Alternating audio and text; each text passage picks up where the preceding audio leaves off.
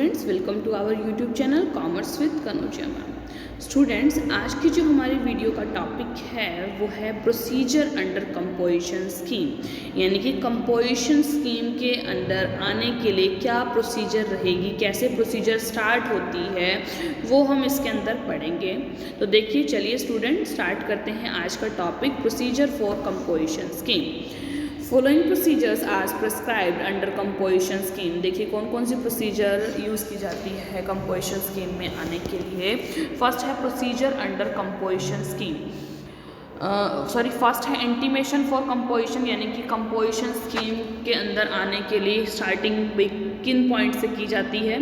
दूसरा, effective date for composition levy, date क्या होगी कंपोजिशन की, मतलब कब से स्टार्ट होएगा कंपोजिशन जो स्कीम है। वैलिडिटी ऑफ कंपोजिशन लेवी, कब तक वैलिड रहेगी कंपोजिशन स्कीम के अंदर आप हैं या नहीं हैं, रहेंगे या नहीं, तो वो कब तक वैलिड रहेगी।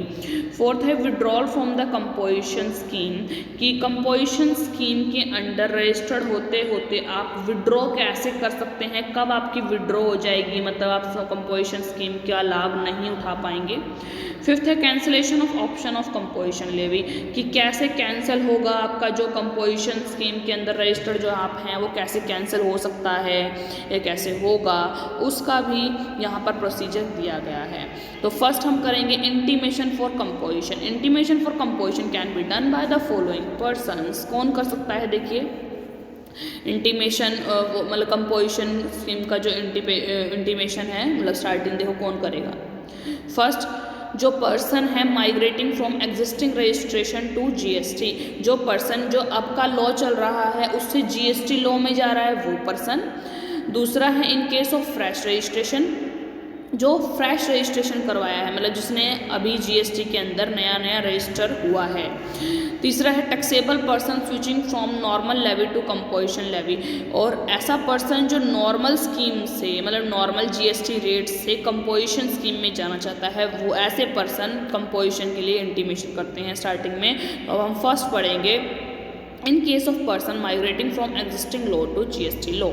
Taxable person migrating from existing registration to GST registration, all existing person who want to opt composition under GST, who has been granted registration on an provisional basis on migration, उनको एक provisional base पे आपको registration provide होगा on migration के base पे, कि migrate हुआ है वो person कहाँ से, normal scheme से जो अब चल रही है उससे GST के अंदर, and who opts to pay tax under section 10 shall electronically file an intimation in form GST CMP 01। तो उसको क्या करना पड़ेगा, एक इलेक्ट्रॉनिक फॉर्म में एक फॉर्म सबमिट कराना पड़ेगा GST CMP 01 duly signed on the common portal period to the 30/07/2017 से पीछे का पहले, और such further period as may be extended by the commissioner in this behalf, या फिर कोई से कोई भी एक्सटेंडेड पीरियड अगर कोई कमिश्नर ने उसको अपने बिहाफ पे अगर एक्सटेंड किया हो तो। Further any person who files an intimation shall furnish the details of stock held by him on the day preceding the date from which he opted to pay the tax under the composition scheme electronically in the form of GST CMP 03 within 60 days of the date from which the option for composition levy is exercised, or within such further period as may be extended by the commissioner in this behalf। उसके पास कितना stock है, मतलब कि जिस दिन वो composition scheme को levy करना चाहता है, मतलब अपने ऊपर रजिस्टर्ड करवाना चाहता है अपने आप कंपोजिशन स्कीम के अंदर, उस तारीख तक उसके पास कितना पुराना स्टॉक पड़ा हुआ है, तो वो 60 डेज़ के अंदर अंदर GST CMP 03 जो एक फॉर्म है उसको फाइल कर दे और उसके अंदर वो सारी जो इन्फॉर्मेशन है वो बता दे। ठीक है, अगला है in case of fresh registration, अगर बंदे ने रजिस्ट्रेशन ही फ्रेश करवाया है GST के अंदर, तब any person who applies for registration he may give an option to pay tax under section 10, उसको भी ऑप्शन दिया जाएगा कि सेक्शन 10 के अंदर GST के रूप में जो है अपना कंपोजिशन लेवी स्कीम के अंदर पार्ट बन सके। In part B of form GST registration 01 उसको ये फॉर्म फिल करना पड़ेगा। This shall be considered as the intimation to pay tax under the composition levy scheme, इसको भी कंसिडर किया जाएगा इंटीमेशन के रूप में कंपोजिशन स्कीम के अंतर्गत।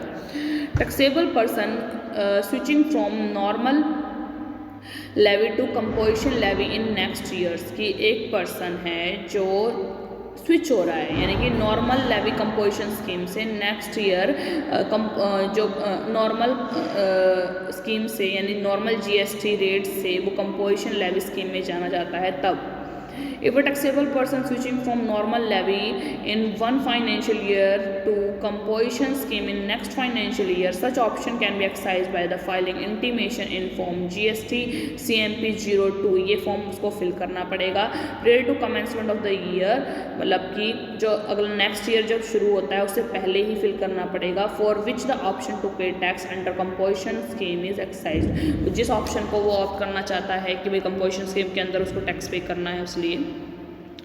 Any registered person who opts to pay tax under Section 10 Composition Levy Scheme shall electronically file an intimation in form GST CMP 02। उसको कौन सा फॉर्म फिल करना पड़ेगा? GST CMP 02 duly signed prior to the commencement of the financial year, मतलब जो financial year है next उसके commencement से पहले। For which the option to pay tax under the aforesaid section is exercised. Further, he shall furnish a statement in the form GST ITC 3 in accordance with the provisions of ITC Rule 94 within 60 days from the commencement of the relevant financial year। Financial year के 60 days के अंदर उसको form fill करना पड़ेगा और जो statement देने के लिए फॉर्म GST ITC 3। ठीक है, अब आ जाइए effective date for composition levy. कौन सी इफेक्टिव डेट होगी? Effective date for composition levy is given below. In the case of person migrating from existing law to GST law, first जो case है उसके अंदर क्या इफेक्टिव डेट रहेगी? Appointment date, जिस दिन अपॉइंटेड डेट होगी, जिस दिन अपॉइंटमेंट हुई थी उसकी वो डेट रहेगी। इन केस भाई जो भी अपॉइंटेड डेट दी गई होगी उसको वो। In case of fresh registration, अगर आपने नया रजिस्ट्रेशन करवाया है तो जो रजिस्ट्रेशन की डेट होगी वो इफेक्टिव डेट रहेगी। और taxable person switching from normal levy to composition scheme in next year, उसके लिए जो पर्सन एक फाइनेंशियल ईयर में नॉर्मल स्कीम में था और नेक्स्ट फाइनेंशियल ईयर में कंपोजिशन स्कीम में जाना चाहता है तो उसके लिए from the beginning of the financial year, जब फाइनेंशियल ईयर की स्टार्टिंग होगी तभी से कंपोजिशन स्कीम जो है लगी हुई मानी जाएगी। वैलिडिटी ऑफ कंपोजिशन लेवी, अब वैलिडिटी कब तक रहेगी उसकी देखो। Validity of composition levy depends upon the satisfaction of the condition of the composite scheme. किस पर डिपेंड करता है कि जो कंडीशन हमने प्रीवियस वीडियो में पढ़ी है अगर वो कंडीशन सारी फुलफिल करके चलता है टैक्सेबल पर्सन तो वो कंपोजिशन स्कीम में अच्छे से रह सकता है। अगर एक भी कंडीशन तोड़ी तो वो कंपोजिशन स्कीम से बाहर निकल दिया जाएगा। The option exercised by the registered person to pay tax under section 10 shall remain valid so long as satisfied all the condition mentioned in the section 10 and these rules, जो भी rules हैं जो भी कंडीशन है उसको अगर वो follow कर रहा है तो वो कंपोजिशन स्कीम में रहेगा। In simple words composition schemes once granted the eligibility would be valid life time unless the permission is cancelled or is withdrawn on the persons becomes eligible for this scheme। देखिए ये बोला जा रहा है कि normal सी बात में simple words में हम ये कह सकते हैं कि जो कंपोजिशन स्कीम है वो लाइफ टाइम वैलिड रहेगी अगर आप कोई कंडीशन नहीं तोड़ते हो। अगर कोई कंडीशन तोड़ी गई तो आपकी कंपोजिशन स्कीम को विड्रॉ कर लिया जाएगा। तो वैसे इसकी जो वैलिडिटी है वो लाइफ टाइम है अगर कंडीशंस बनी रहती हैं तो validity of composition levy valid कब तक? Life time. If satisfy all the condition, life तक तो बनी रहेगी अगर आप सारी कंडीशन को सेटिस्फाई करते हो। और विड्रॉल फ्रॉम द स्कीम, अगर विड्रॉल फ्रॉम द स्कीम कब हो जाएगा? Ceases to satisfy any of the condition. अगर आपने एक भी कंडीशन तोड़ दी तो वो विड्रॉल कर ली जाएगी आपसे वो स्कीम। ठीक है, फोर्थ देखिए withdrawal from the composition scheme. Withdrawal from the composition scheme can take place in following 2 cases. कब हो सकता है? जब देखो कब आपसे जो है जो आपकी कंपोजिशन स्कीम की एलिजिबिलिटी छीन ली जाएगी। Withdrawal from the composition scheme, withdrawal on failure to satisfy any of the condition. यदि आप कोई भी एक कंडीशन करने को पूरा फुलफिल करने को चूक जाते हैं तो आपसे कंपोजिशन स्कीम विड्रॉ कर ली जाएगी। आप फिर कंपोजिशन स्कीम के अंदर नहीं आएंगे। जो जीएसटी रेट है नॉर्मल वाली वही आपको पे करनी पड़ेगी। दूसरा है with in 7 days of occurrence of such event in form. अगर विड्रॉल हो गई है 7 दिन के अंदर जो अगर मान लो आपने कंडीशन तोड़ी है तो उसके 7 दिनों के अंदर विड्रॉ कर ली जाएगी। कौन से फॉर्म? GST CMP 04 के अंतर्गत। ठीक है,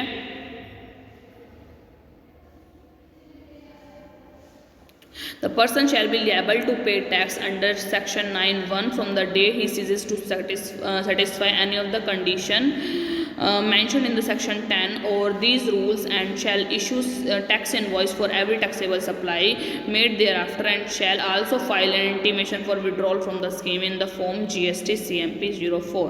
उस बंदे को क्या करना पड़ेगा, वो अब जो टैक्स पे करेगा वो सेक्शन 9(1) के अंडर करेगा। अगर उसने कोई भी जो है अगर कंडीशन सेटिस्फाई नहीं करी है, और उसको क्या देना पड़ेगा, एक इंटीमेशन भी फाइल करना पड़ेगा कि उसकी जो स्कीम की विड्रॉल हो गई है, और इन फॉर्म GST CMP 04 के अंतर्गत करेगा।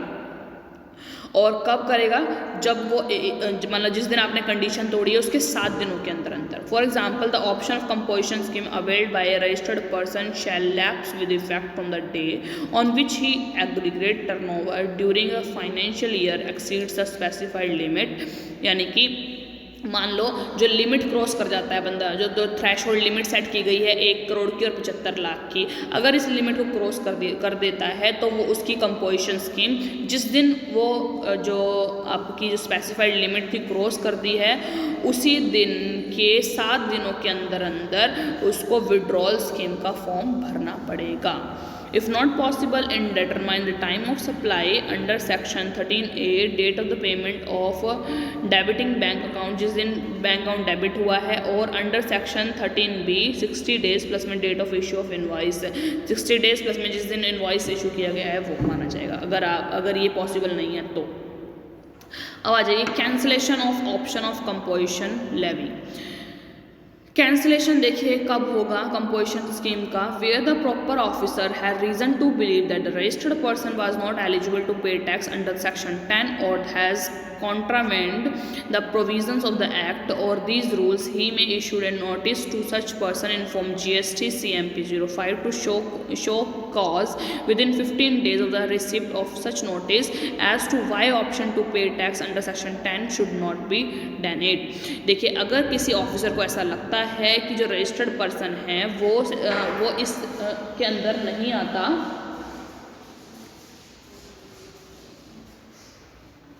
अगर एक जो ऑफिसर्स है उसको ये पता चलता है कि रजिस्टर्ड पर्सन जो है एलिजिबल नहीं रहा कंपोजिशन स्कीम के अंडर, उसको अगर कोई वैलिड रीज़न मिलता है तो वो आपको ये बोलेगा, वो आपको एक नोटिस नहीं देगा फॉर्म GST CMP 05 के अंडर कि आपको जो भी कॉज है, कि अगर आप मान लो कोई कॉज है जिसकी वजह से आप इसको कंडीशन को फुलफ़िल नहीं कर पा रहे, तो वो आपको बताना पड़ेगा कि जो 15 दिन के अंदर अंदर आपको वो जो कॉज है वो दिखानी पड़ेगी कि आप क्यों इस स्कीम को स्कीम के अंडर जो है प्रॉपर तरीके से कंडीशन फुलफ़िल नहीं कर पा रहे। Upon receipt of reply to show cause notice from the registered person in form GST CMP 06, the proper officer shall issue an order in form GST CMP 07 within 30 days of receipt of such reply।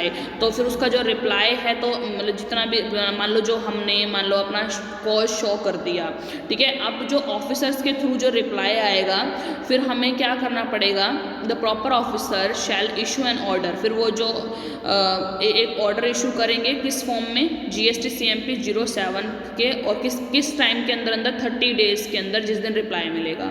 Either accepting the reply और denying the option to pay tax under section 10 from the date of the option और from the date of the event concerning such contravention as the case may be. फिर वो बताएंगे कि भाई अगर ये composition scheme में रह सकता है या नहीं रह सकता, ठीक है। आप देखो यहाँ पर एक पूरा वो दे रखा है, proper officers has reason to believe that the registered person was not eligible for scheme।